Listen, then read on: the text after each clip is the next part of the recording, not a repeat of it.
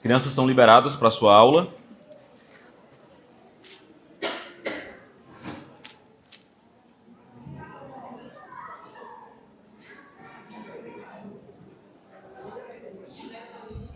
Primeiro aos Coríntios, capítulo 8. Você que está aqui conosco pela primeira vez, nós estamos estudando essa carta do apóstolo Paulo há algum tempo. Na Bíblia nós temos alguns tipos de literatura. Nós temos livros históricos que contam, a história do povo, algum evento, algum personagem importante. Nós temos livros de sabedoria, poéticos, salmos, provérbios que nos ensinam conselhos práticos sobre a vida. Nós temos os evangelhos, os 4, que falam a história do Senhor Jesus. Nós temos um tipo de linguagem que a gente chama de linguagem apocalíptica, que aparece especialmente no livro de Apocalipse, falando acerca do futuro, das coisas que vão acontecer, livros proféticos. E nós temos as chamadas epístolas, que são cartas que foram escritas pelos apóstolos, direcionadas às igrejas ou a algum irmão, de modo muito específico, tentando tratar de assuntos que têm a ver com aquela igreja local ou que têm a ver com aquele homem ou mulher para quem ele está escrevendo a carta. A carta aos Coríntios, por isso o nome dela, é uma carta escrita por Paulo, direcionada a uma igreja que ficava na cidade de Corinto, uma cidade grega, muito marcada por uma série de problemas morais, problemas culturais, que o apóstolo Paulo está tentando tratar e lidar ao longo dessa carta.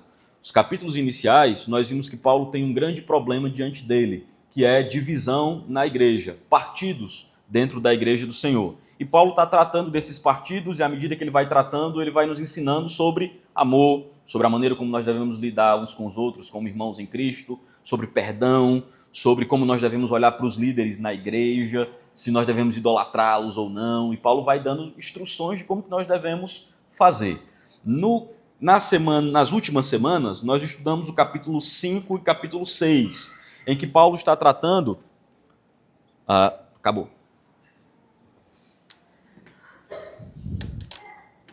O capítulo 5 e 6, Paulo está tratando sobre problemas morais, muito mais do que problemas relacionados a relacionamento entre os irmãos. Paulo está lidando com a imoralidade sexual, Paulo está lidando com problemas relacionados à sexualidade. O capítulo 8, se vocês perceberem, o capítulo 7, eu vou deixar para tratar, estou pensando que parte dele eu vou tratar com os casais, e parte dele eu vou tratar com a igreja. Como eu ainda não decidi quais partes eu vou tratar somente com os casais e qual parte eu vou tratar com o todo, eu vou hoje tratar o capítulo 8. Então nós vamos ler 1 aos Coríntios, capítulo 8, do 1 até o versículo 13. Nesse capítulo, Paulo vai tratar sobre questão da maneira como os irmãos deveriam se relacionar com a idolatria que existia ao seu redor. Se vocês lembram, a igreja de Corinto ela está dentro de uma cidade que é marcada fortemente pela idolatria.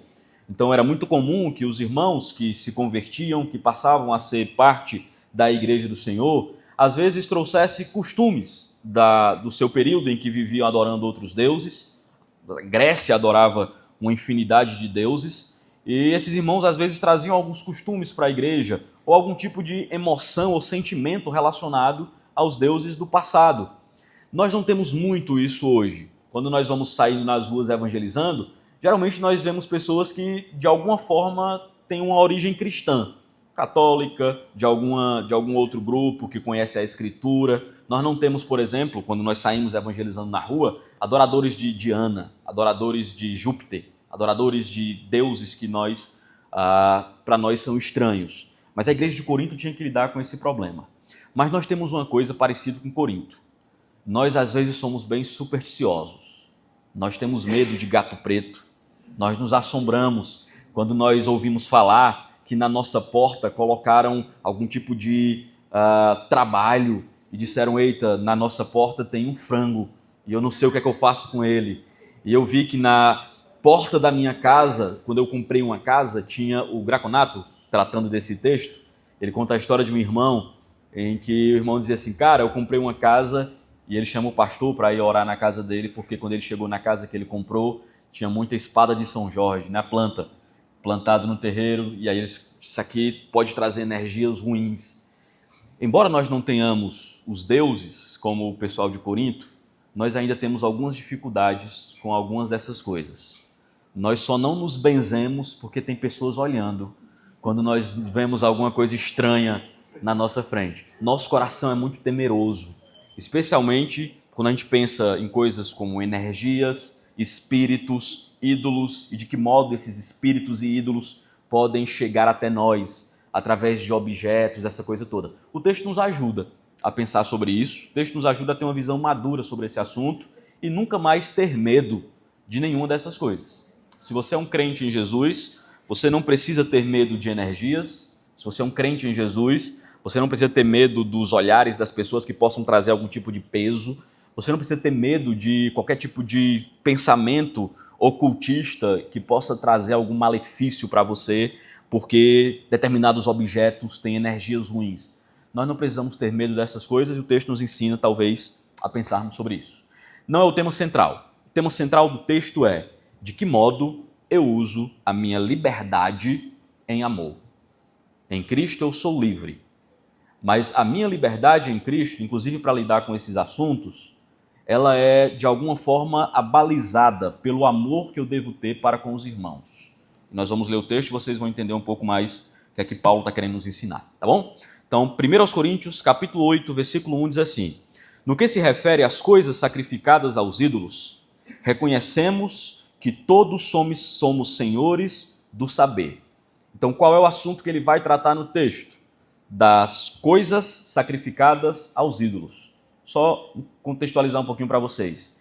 Era muito comum em Corinto que as pessoas tinham muitos deuses e muitos templos de deuses espalhados pela cidade, e as pessoas sacrificavam bois, sacrificavam cabras, sacrificavam ovelhas, sacrificavam animais em adoração a esses deuses. E os animais sobravam. E as pessoas vendiam os animais no mercado. A comida que foi sacrificada para os ídolos, que foi oferecida para eles, eles não comeram. E aí estavam sendo vendidas. A dúvida que ficava na cabeça dos irmãos era: e aí? Nós podemos comer estes alimentos que foram sacrificados para esses deuses, ou nós devemos nos abster desses alimentos? Uns irmãos, que Paulo vai tratar como sendo irmãos mais maduros, eles diziam: irmãos, é claro que nós podemos comer. A maturidade e a fé nos fez compreender que em Cristo essas coisas não têm valor nenhum. A carne, a alcatra que foi oferecida a Zeus e a alcatra que foi oferecida a mim, a depender do churrasqueiro, tem o mesmo sabor. E podemos comer das duas e nos alegrar com as duas. Esses eram os irmãos maduros. Os irmãos mais imaturos, quando pensavam assim, os irmãos, essa carne foi oferecida a Zeus. E se eu comer essa carne, eu estou participando dessa adoração, eu sou parte dessa adoração, isso vai trazer algum prejuízo para mim espiritual, para a minha relação com Deus, para a minha fé, para o meu relacionamento com o Senhor. E aí esses irmãos mais fracos na consciência e na fé diziam: eu não posso comer dessa carne. Eu não posso usar e comer desta carne vendida no mercado que foi oferecida a um Deus qualquer, porque eu poderia estar fazendo parte desse tipo de adoração e eu não quero fazer parte disso. Quem estava certo? Paulo vai lidar com o texto dizendo: eu vou dizer quem está certo. E vou dizer de que modo quem está certo ou quem está errado deveria lidar uns com os outros. Não é o nosso dilema, né? A carne, geralmente todos nós não temos problema com isso. Nós temos problema com outras coisas. Geralmente a pergunta que vocês me fazem é: qual é a pergunta que vocês me fazem todo ano? Quando começa a tocar o vandeirão, o forró, eu posso levar meu menino para comer canjica? Né? É a pergunta que geralmente os crentes fazem. Não é o grande dilema que Paulo está tratando aqui, mas de alguma forma talvez nos ajude a pensar nessas coisas mais simples do dia a dia. Então Paulo está dizendo, no que se refere a essas comidas que foram sacrificadas aos ídolos, reconhecemos que todos somos senhores do saber. Se alguém julga saber alguma coisa, com efeito não aprendeu ainda como convém saber. Então Paulo está tratando aqui primeiro da maneira como os irmãos lidavam com o conhecimento. E Paulo está dizendo que nós devemos lidar com o nosso conhecimento, que nós sabemos acerca de Deus e das coisas sagradas, com humildade. Então, você tem uma consciência tranquila, você tem uma fé tranquila, você sabe acerca do que é Deus, o que são os ídolos, você sabe que você é livre, ok, mas eu quero lhe ensinar que você precisa ser humilde com as coisas que você sabe acerca de Deus. Mas se alguém ama a Deus, esse é conhecido por ele. No tocante à comida sacrificada a ídolos, sabemos que o ídolo em si mesmo nada é no mundo e que não há senão um só Deus. Porque ainda que há também alguns que se chamem deuses, quer no céu ou sobre a terra, como há muitos deuses e muitos senhores, todavia para nós há um só Deus, o Pai de quem são todas as coisas, e para quem existimos, e um só Senhor, Jesus Cristo, pelo qual todas as coisas e nós também por ele. Entretanto, não há esse conhecimento em todos, porque alguns, por efeito da familiaridade, até agora com o ídolo, ainda não comem dessas coisas, como a elas sacrificadas, e a consciência destes, por ser fraca, vem a contaminar-se. Não é a comida que nos contaminará ou que nos recomendará a Deus, pois nada perderemos se não comermos, e nada ganharemos se comermos. Vede, porém, que esta vossa liberdade não venha, de algum modo, a ser tropeço para os fracos. Porque se alguém te vir a ti, que és dotado de saber, à mesa, em templo de ídolo, não será a consciência do que é fraco induzida a participar das coisas sacrificadas aos ídolos? E assim, por causa do teu saber, perece o irmão fraco pelo qual Cristo morreu. E deste modo, pecando contra os irmãos, golpeando-lhes a consciência fraca, é contra Cristo que pecais. E por isso, se a comida serve de escândalo ao meu irmão, nunca mais comerei carne, para que não venha a escandalizá-lo. Que Deus abençoe a sua palavra. Você acha que Paulo facilitou ou Paulo complicou mais? Parece que Paulo está meio sambando aqui na resposta, né? Paulo diz, irmãos, o que é que nós já sabemos?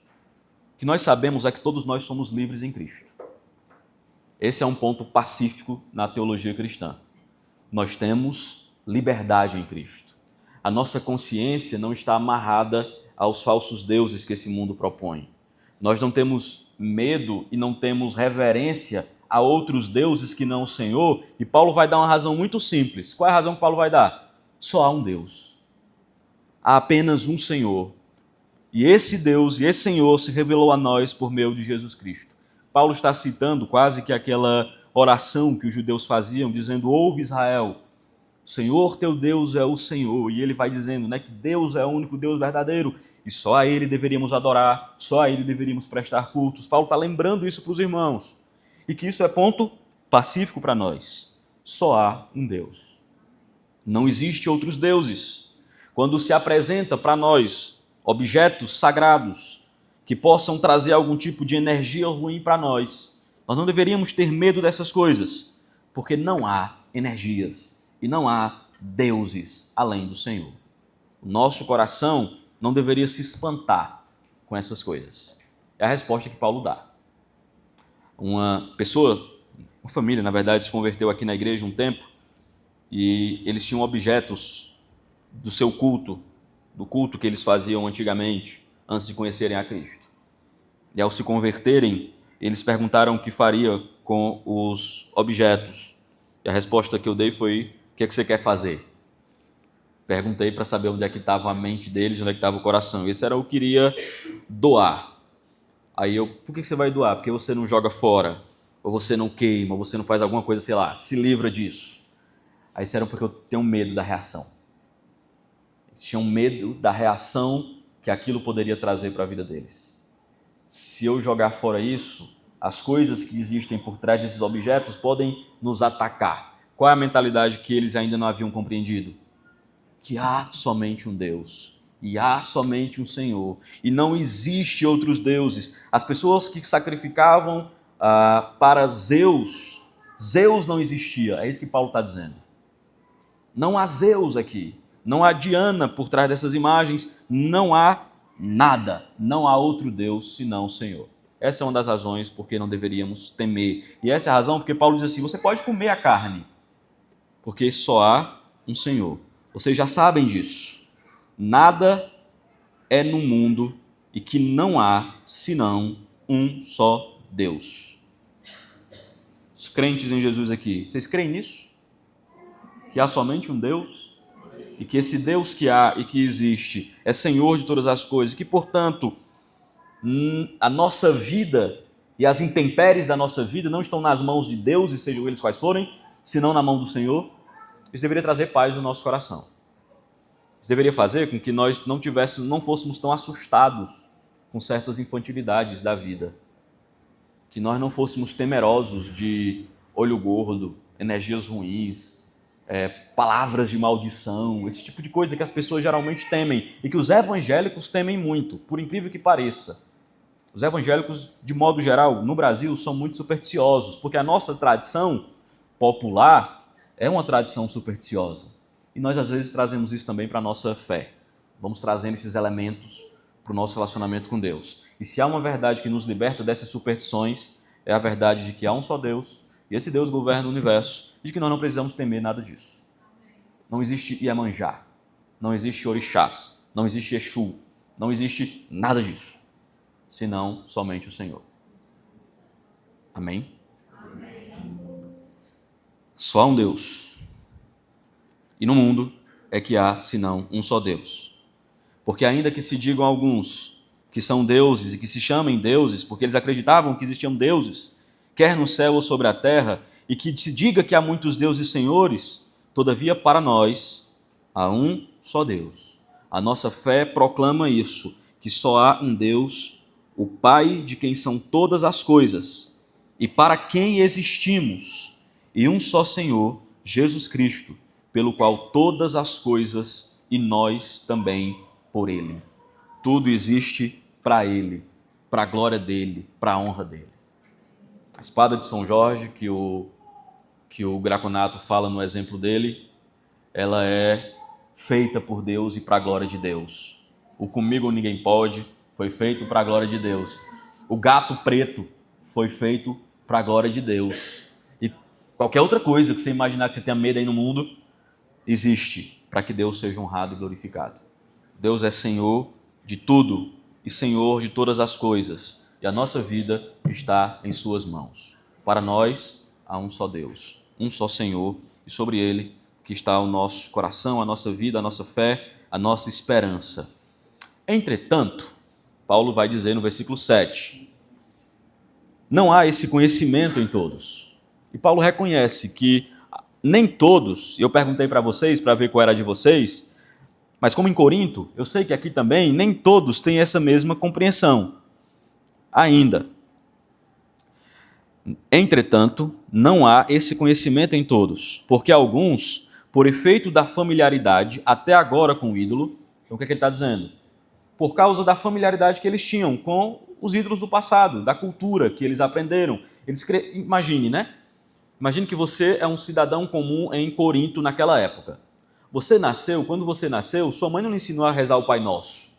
Quando você nasceu, sua mãe lhe ensinou a olhar para o panteão dos deuses. E imaginar que naquele panteão existiam deuses que mandavam a chuva. E que esses deuses, existiam deuses que te ajudavam a vencer a guerra. E se você era um menino e você queria ser um guerreiro, você crescia aprendendo que você precisava adorar determinado Deus para que, ao adorar esse Deus, você se tornasse um bom guerreiro. Você cresceu ouvindo histórias, não de Davi, que virou a pedrinha e derrubou Golias. Você cresceu ouvindo histórias de como os deuses criaram todas as coisas. Então, a sua mentalidade, ela foi sendo criada e você foi aprendendo ao longo do tempo e da vida a olhar para o universo de uma maneira que você vê Deus em tudo. Você viu uma chuva cair e você dizia, os deuses mandaram a chuva. Você olhava o mar agitado e você dizia, talvez o Deus do mar esteja furioso essa noite. Quando uma criança nascia, você precisava olhar, sei lá, a quem ela deveria ser devota. E você foi criando e foi criado, crescendo com essa mentalidade. Você se converteu e você aprendeu que Jesus Cristo é o Deus dos deuses e Senhor dos senhores. Mas às vezes, mesmo crendo nisso, você diz, ok, Jesus é o grande Deus, mas e se Zeus ficar com raiva? Eu não quero intriga com ele. Eu quero servir a Jesus. Mas eu não quero que Zeus, quem é outro deus aí grego, sei lá, a Diana, só lembro da Diana por causa da minha sogra. Ela é uma deusa. O Poseidon, o Hades, né? Então tá aí, só tá vindo a Diana na cabeça. A Diana era a deusa dos Efésios, né? A Diana dos Efésios. Atena, e aí vai. Você queria servir a Cristo, mas você não queria um Deus com raiva de você. Então alguns irmãos com essa mentalidade ainda infantil na fé, tinham medo. Tinha medo de alguma forma ter que lidar com esses assuntos e ter que fazer coisas que antes estavam associados a esses deuses. Paulo diz que esses irmãos, por causa da familiaridade com esses ídolos, ainda comem das coisas como a eles sacrificadas. Eles ainda entendiam que aquela comida realmente foi oferecida para um Deus e que o Deus que estava recebendo aquela comida lançaria algum tipo de coisa sobre aquele alimento. Talvez alguns de nós aqui teria dificuldade em comer uma bala oferecida a São Cosme e Damião em algum culto afro. Teríamos medo de, será? É melhor comprar um garoto ali no Mãe Rainha, né?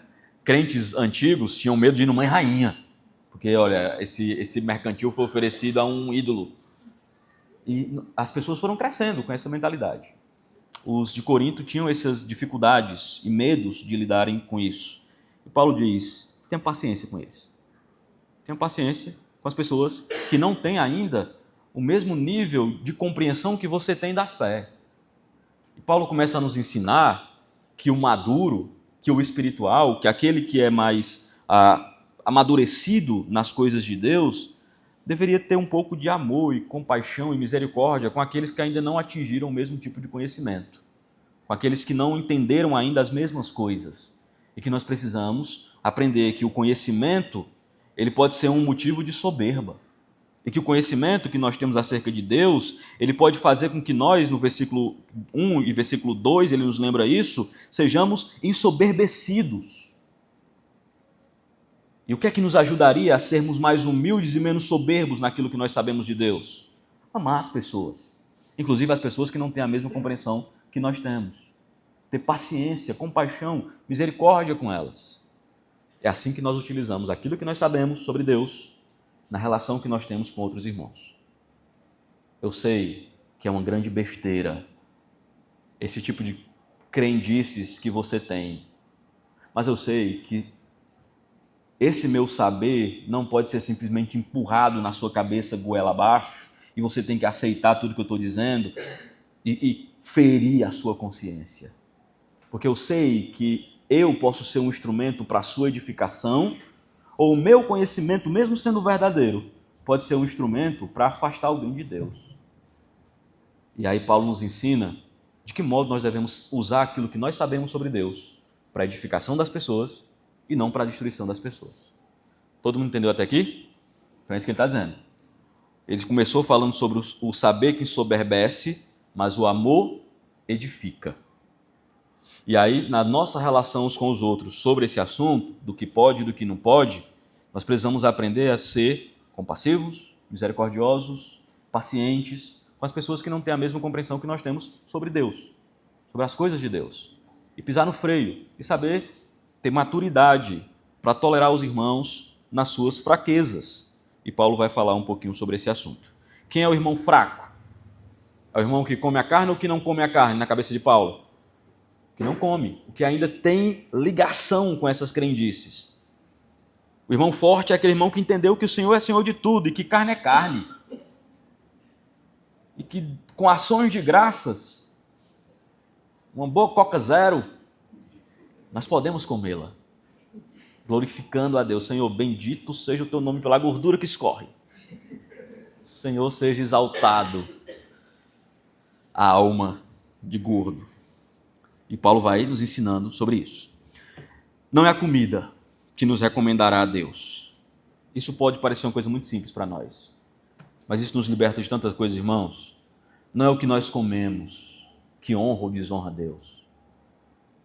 Paulo vai dizer, irmãos, nada disso tem valor algum diante do Senhor. Não é a comida que nos recomendará a Deus, pois nada perderemos se não comermos e nada ganharemos se comermos. Ela é indiferente. Comer ou não comer não vai fazer diferença nenhuma no seu relacionamento com Deus. Quem é que está aqui? Alguns dizem, há restrições de alimentos que o cristão não deve tocar, não deve comer, não pode. Paulo vai dizer que isso é coisa do passado. A nossa liberdade em Cristo e a nossa consciência em Cristo nos faz olhar para todas as coisas e receber todas as coisas com ações de graça. E oramos e glorificamos a Deus por aquilo que Ele tem nos dado e nos alimentamos sem nenhum tipo de preocupação. Qual é o único detalhe que Paulo vai nos dar sobre esse assunto? Versículo 9. Vede, porém, que a vossa liberdade não venha, de algum modo, a ser tropeço para os fracos. Porque se alguém te vir a ti, que é dotado de saber, à mesa, em templo de ídolo, não será a consciência do que é fraco induzida a participar de comidas sacrificadas a ídolos?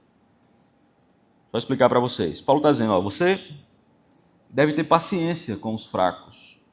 Porque é possível que quando você vai lá no templo dos ídolos, buscar a comida do ídolo, imagine que alguém disse, Leandro, domingo, depois da EBD, eu saio daqui com uma fome desgramada, saio procurando qualquer coisa aqui na cidade para comer. E alguém disse, Leandro, ali estava tendo uma festa dedicada, sei lá, a Lúcifer. Os luciferianos chegaram aqui para chocar, certo? Os luciferianos chegaram no Ceará e eles estão oferecendo um banquete a Baphomet. Adivinha o que tem? Não, sushi é mó paia. Churrasco. E eles ofereceram a Baphomet, a picanha suína, e lá tem cupim, maminha, na faixa. Foi oferecida a Baphomet. E ele está dizendo que você pode ir comer. Meu irmão, eu posso?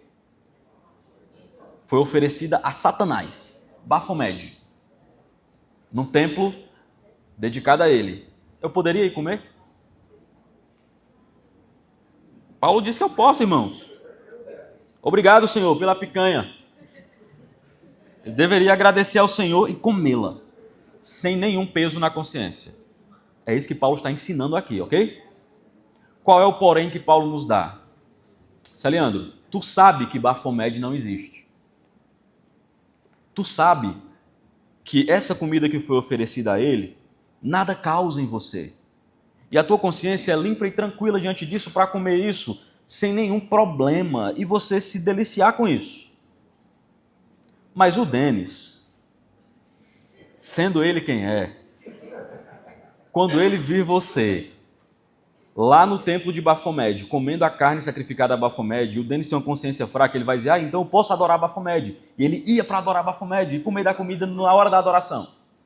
Aí Paulo está dizendo, para que o Denis não caia, talvez a tua liberdade possa ser segurada. Você poderia comer, mas se o Denis te vir lá, o Denis vai querer ir para adorar Baphomet. Porque ele disse, o pastor está indo, então eu posso. Só que o Denis não aguenta comer sem adorar Baphomet. Eu aguento, e eu como. E está uma coisa excelente. Entendeu o que é que Paulo está dizendo? Paulo está dizendo, a sua consciência é limpa, mas não deixe que a sua consciência seja algo que facilite o Denis a cair. Deixa eu dizer um exemplo mais prático disso. Eu posso beber? Eu, Celiano, posso? O que a Bíblia diz sobre isso? Posso. Ok? Não há nenhum problema em eu, Celiandro, você me ver ali tomando uma cerveja na praça. Aí vai dizer, não, cerveja não, hein, Celiandro? O vinho pode, tem mais álcool do que a cerveja. E eu estou falando a cerveja porque eu sei que um de vocês aí gosta de vinho. A Bíblia não me proíbe tomar nada disso. Então por que eu, Celiandro, sou abstêmico? Porque eu, Celiandro, conseguiria tomar uma cerveja e ficar de boa. Mas o Denis, que é um problema, e o Denis me vir tomando uma cerveja lá na praça, vai dizer assim, ei, tu não sabe da novidade, tá liberado. E o Denis não sabe tomar só uma cerveja. O Denis vai tomar uma cerveja, ele vai tomar duas, ele vai tomar três. E daqui a pouco tá eu e o Edilberto indo buscar o Denis bêbado lá na praça. Batendo na porta dizendo, Elaine, é teu. É por isso que eu não bebo. E é por isso que eu creio que alguns de nós não deveríamos beber. A maioria de nós não deveríamos beber.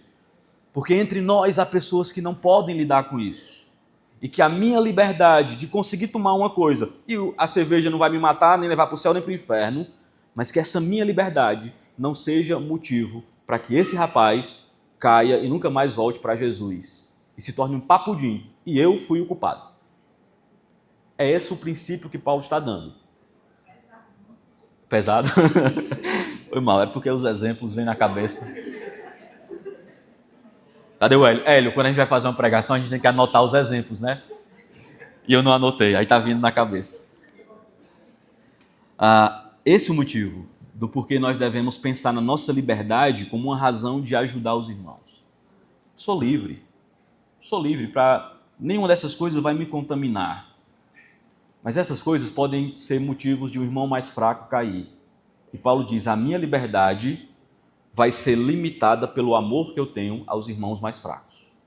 É assim que o crente usa a liberdade dele em Cristo. Poderia e estou livre para fazer o que eu quiser. A pergunta não é se eu posso. Essa não é a grande pergunta. A pergunta é, se eu fizer, isso vai ajudar a edificar o povo de Deus ou isso vai fazer que o povo de Deus seja cada vez mais... tenha mais dificuldades em andar com o Senhor? Eu vou ser um motivo de bênção na vida deles ou eu vou ser um motivo de escândalo na vida deles? E essa deveria ser a pergunta que norteia as nossas decisões e como nós usamos a nossa liberdade em Cristo Jesus. Mas o fato é, nós somos livres e a certeza da liberdade é sinal de maturidade na fé. E mais maduro ainda é o que sabe usar a liberdade em amor, para edificar a vida dos irmãos. Porque se alguém te vir, a ti, que é dotado de saber, à mesa, em templo de ídolo, não será a consciência do que é fraco induzida a participar das comidas sacrificadas a ídolos? E assim, por causa do teu saber, perece o irmão fraco, pelo qual Cristo morreu. E deste modo, pecando contra o irmão, golpeando-lhes a consciência fraca, é contra Cristo que pecais. Essa expressão que Paulo está usando aqui, de golpear a consciência fraca, é quase a ideia de você estar esmurrando a consciência dos irmãos. Os irmãos ainda não têm consciência de lidar com esse assunto. E você fica esmurrando, dando uma de sabichão. Mas a Bíblia diz que eu... Ok, todo mundo sabe que a Bíblia diz, é verdade, você está certo. Você queria ouvir que você está certo? Você está certo. Mas não é esse o ponto. O ponto é, de que modo você usa isso que você sabe para edificar o irmão ou para destruir o irmão? Mas que você está certo? Ok, você está certo. Sim, e aí? Mas o que você faz com isso? Porque você não sabe, Jesus bebeu vinho, tu que descobriu. Os irmãos também bebiam. É verdade, em Corinto os irmãos saíam bêbados da ceia. Era isso que você queria provar? É esse o ponto? Não é esse o ponto. O ponto é, beleza, isso que você sabe, meu irmão, vai edificar a igreja? Vai edificar os irmãos mais fracos? Ou vai prejudicar o irmão mais fraco? É só essa pergunta. E aí você usa a sua liberdade como você quiser, para a glória de Deus. Mas pensando no irmão, porque o amor norteia nossas decisões. Esse é o ponto de Paulo. Nossas decisões devem ser tidas por amor. As palavras que eu uso para falar com os irmãos devem ser movidas por amor. A maneira como eu trato uns aos outros deve ser movida por amor. E aquilo que eu faço, vivo e ensino, também deve ser movido por amor. É isso que Paulo está instruindo aqui a essa igreja. E por isso, se a comida serve de escândalo, olha a decisão drástica de Paulo. A meu irmão, nunca mais comerei carne, para que não venha a escandalizá-lo. Então Paulo decidiu como usar a liberdade dele. Semana que vem, nós vamos continuar no 9, ele vai continuar falando de liberdade e nós vamos aprofundar um pouco mais nisso.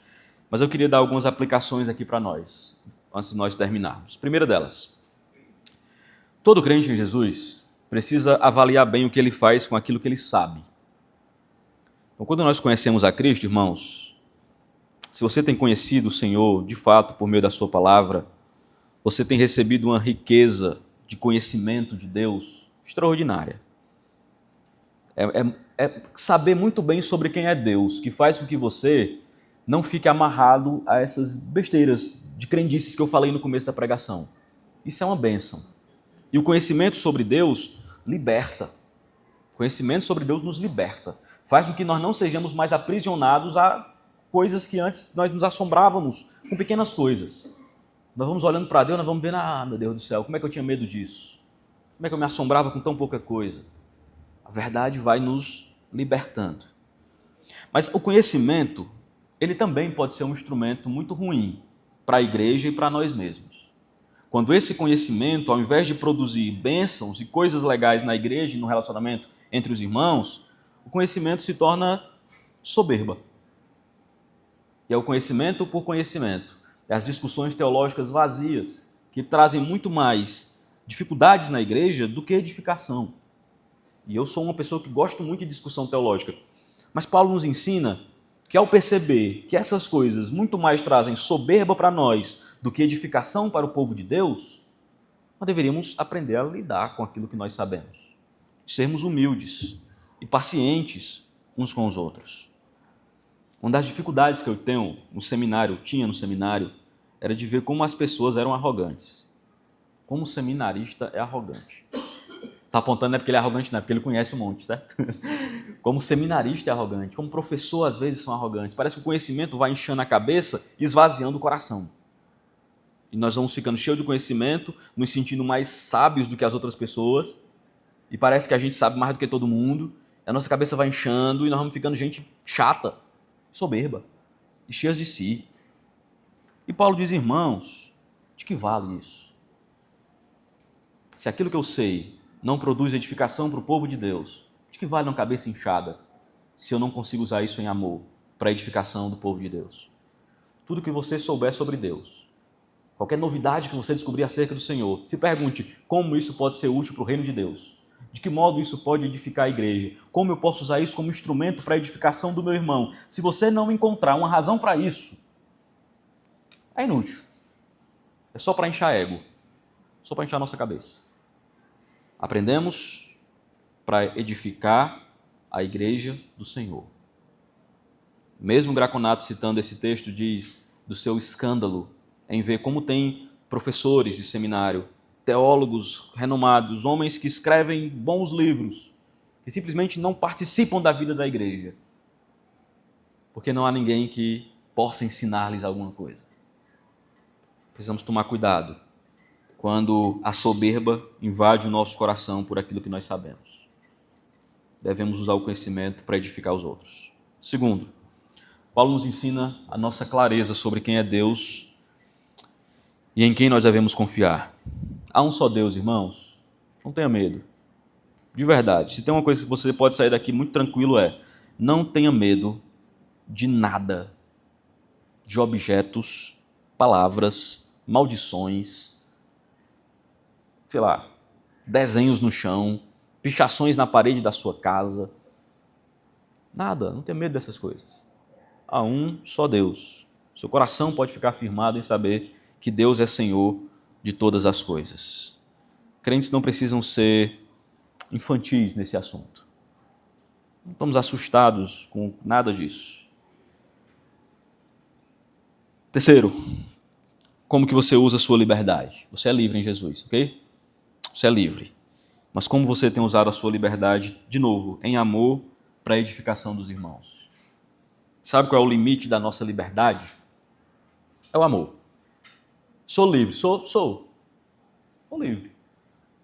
Quer dizer, não sou porque sou casado, mas poderia ser livre, pensando do ponto de vista, pense aí no ponto de vista cristão. Sou livre. Livre para viver minha vida cristã sem nenhum tipo de empecilho. Não me prenda a nada dessas coisas religiosas que as pessoas têm. Beleza, ótimo, somos livres. Que bom que você tem essa visão, Deus quer que você tenha. Mas a sua liberdade produz ou é guiada em amor ou em soberba? E aí nós precisamos pensar sobre isso e edificar uns aos outros nessa área. A minha liberdade tem um limite, o amor. Quando eu percebo que a minha liberdade pode ferir o outro, por amor ao outro, eu seguro a minha liberdade. Para que o outro não se sinta ferido com o que eu sei, com aquilo que eu acho que vale a pena e por aquilo que eu sou livre para fazer. Eu suspendo a minha liberdade em amor ao outro. Eu posso comer a carne tranquilamente, mas o outro vai cair e se escandalizar. Ok, irmão, vem cá. Por você, nunca mais eu como carne. Isso é amor, né? Paulo fez isso. Imagina a dor de Paulo. Ele estava disposto a isso. Não sei se ele fez, mas estava disposto a que se isso trouxesse escândalo nunca mais ele faria. Amém? Que você tome a decisão correta em Cristo, movido por amor aos irmãos. Vamos orar, em seguida vamos cantar louvores ao Senhor. Eu queria contar-lhes uma bênção. Não conversei com ele antes, mas queria informar a igreja. Nós estamos orando pela vida do Aristides há bastante tempo. Aristides tem estado na igreja há 15 anos. 15 anos. Aqui ele está há 4. E essa semana o Aristides entregou sua vida para Jesus, depois de 15 anos. E eu queria comunicar para a igreja, e eu queria lembrar a igreja para estar orando por ele, e estar fortalecendo o servo do Senhor aí na caminhada. Vocês sabem as lutas que existem nessa decisão, mas estejam aí firmes com ele, edificando a vida do irmão em Cristo. Amém? Vamos orar, e eu vou aproveitar. Fiquem de pé. Eu vou orar daqui mesmo. Aristides é tímido. Eu vou orar daqui mesmo pela vida dele e agradecer ao Senhor por aquilo que ele tem feito em nós.